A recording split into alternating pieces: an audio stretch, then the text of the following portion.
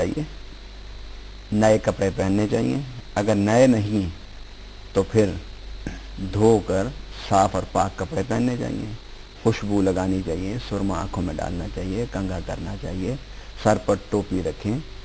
گھر کے جتنے مرد ہیں وہ سب جو ہے مسجد میں جائیں اور نماز عید ادا کریں، اور نماز عید ادا کرنے سے پہلے اگر ہو سکے، بلکہ ہو سکے نہیں، ضروری ہے یہ کہ آپ اپنے ماتحت، اپنے محلے میں، اپنے علاقے میں جو غریب لوگ ہیں، قربانی کا گوشت تو آپ نے دینا ہی دینا ہے، اگر آپ کے پاس استطاعت ہے تو عید کی نماز پڑھنے سے پہلے ان کی ضرورت زندگی ان کے گھروں میں حسب توفیق پہنچائیں، تاکہ وہ بھی جب صبح کو سورج طلوع ہو تو آپ کے ساتھ عید کی خوشیوں میں شامل ہوں اور آپ کے ساتھ عید کی نماز اچھے کپڑوں میں پڑھنے کے قابل ہو سکیں۔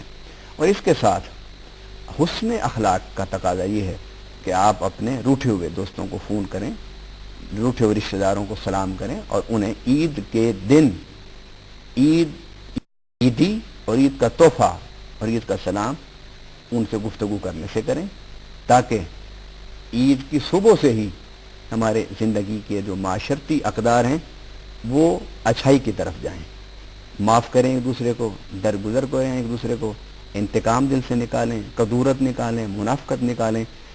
اللہ کی طرف سے جو عید کی خوشی ملی ہے، اس عید کی خوشی کو اس انداز سے منائیے کہ آپ کا عید کا دن جب گزرے تو اس کی برکت سے آپ کے آنے والی زندگی میں صلہ رحمی کے جذبات پروان چڑھیں۔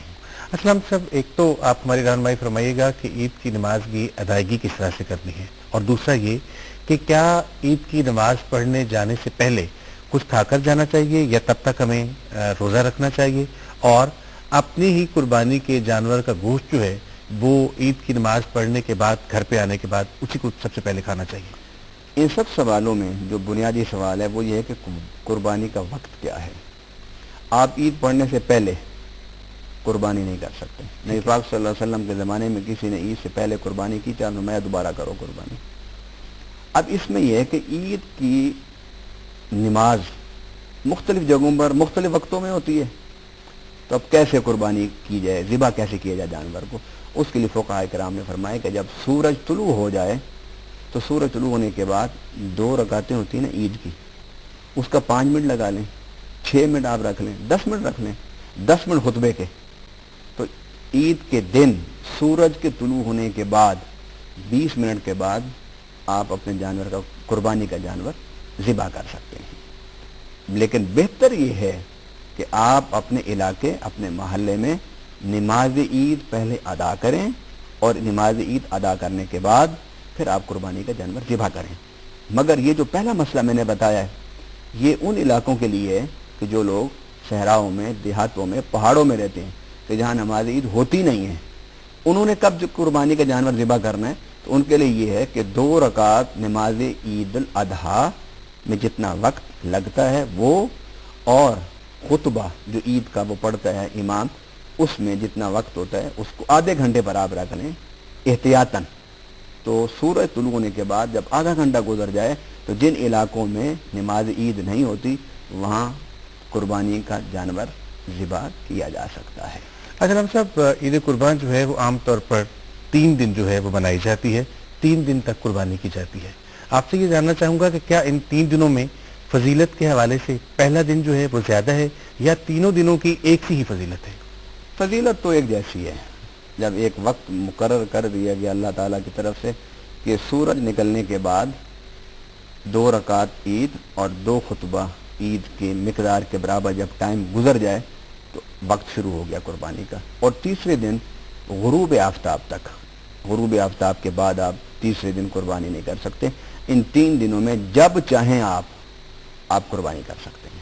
علام صاحب، جو مارکیٹ میں مختلف جانور آتے ہیں بکنے کے لیے، ان کے خریداروں کے حوالے سے ہم اخبارات پہ پڑھتے رہتے ہیں کہ جناب اتنے لاکھ کا یہ بکرا بک گیا ہے، اور اس میں بعض دفعہ شو آف کا پہلو بھی آتا ہے کہ اس بکرے کو فلاں شخص نے خریدا ہے، یا بعض دفعہ یہ بھی ہوتا ہے کہ ہمارا قربانی دینے کا کوئی پروگرام نہیں ہوتا، استطاعت نہیں ہوتی، لیکن ہم صرف اپنے بچوں کی سیٹسفیکشن کے لیے وہ کوئی ہلکا سا حصہ ڈال لیتے ہیں۔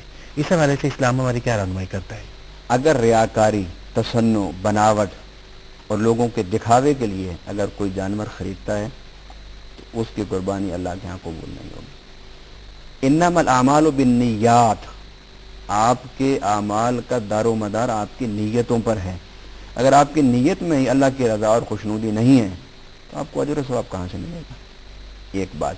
दूसरी बात यह है कि अगर एक आदमी अपने बच्चों की खुशी के लिए इस्तिताअत न रखते हुए भी कुर्बानी का इरादा करें तो बच्चों की खुशी के साथ अल्लाह की रज़ा का भी नियत कर ले तो उसे कुर्बानी का सवाब मिलेगा। अल्लाह साहब बहुत शुक्रिया आपका कि आपने इस बड़े खूबसूरत मौजू पर हमारी रहनुमाई फरमाई। आप सबका भी बहुत शुक्रिया कि आपने इस प्रोग्राम को देखा। इंशाअल्लाह अगले प्रोग्राम में आपसे ज़रूर मुलाकात होगी। हमारा बड़ा आसान सा ईमेल एड्रेस है info@rasul यानी INFOSHAFATRASWL info@rasul@yahoo.com। इस ईमेल एड्रेस पर आप हमसे रब्ता कर सकते हैं। प्रोग्राम के आखिर में आपसे छोटी सी बात करना चाहूँगा कि अल्लाह ताला के पास ना तो कुर्बानी का गोश्त जाता है, ना ही अल्लाह ताला के पास उस जानवर का खून जाता है, बल्कि अल्लाह ताला के पास सिर्फ और सिर्फ मेरा और आपका तकवा जाता है। और तकवा क्या है ये हमें अपने आप से पूछना है, इसलिए कि इन्नमल आमालु बिन्नियात, बेशक अमाल का दारो मदार हमारी नीयतों पर है। अपनी नीयतों को बहुत खूबसूरत रखिए, अपनी नीयतों को बहुत अच्छा रखिए। अल्लाह ताला और आपके दरमियान कोई पर्दा हायल नहीं रहेगा। इंशाअल्लाह आपसे अगले प्रोग्राम में ज़रूर मुलाकात होगी। इजाज़त दीजिएगा। अल्लाह हाफ़िज़।